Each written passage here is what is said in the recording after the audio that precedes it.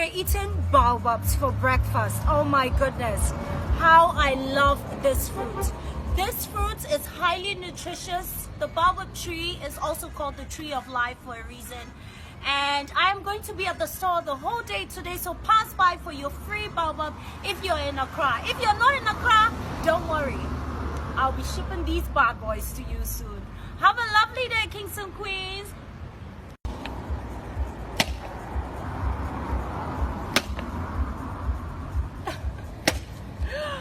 Well, hi there, kings and queens. It's a beautiful day right here in Accra, Ghana. And it's baobab season in the village.